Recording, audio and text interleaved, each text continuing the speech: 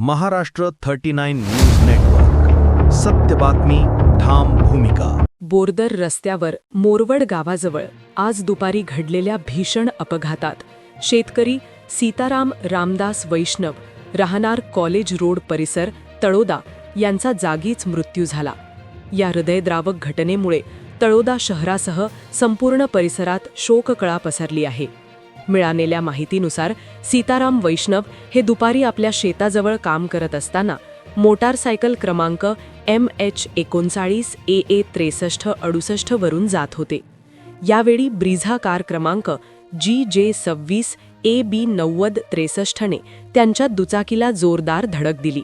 अपघात इतका भीषण होता की सीताराम वैष्णव यांना काही अंतर फरफटत नेले गेले, तर कार ही धडकेनंतर पलटी झाली. या अपघातात त्यांचा घटनास्थळीच मृत्यू झाला. उमरी फाट्याजवळील वळणावर कारचालकाचा वाहनावरील ताबा सुटल्याने हा अपघात घडल्याचे प्राथमिक तपासात समोर आले आहे. घटनेची माहिती मिळताच पोलिसांनी घटनास्थळी धाव घेऊन पंचनामा केला असून अपघाताचा पुढील तपास सुरू आहे. मनमिळावू, कष्टाळू आणि सर्वांशी आपुलकीने वागणारे व्यक्तिमत्व म्हणून सीताराम वैष्णव ओळखले जात होते.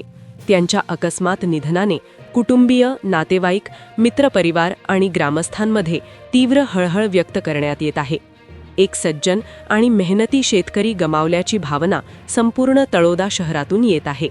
स्वर्गीय सीताराम रामदास वैष्णव यांची अंत्ययात्रा मंगळवार दिनांक 3 फेब्रुवारी रोजी दुपारी 3 वाजता त्यांच्या निवासस्थानावरून निघणार आहे.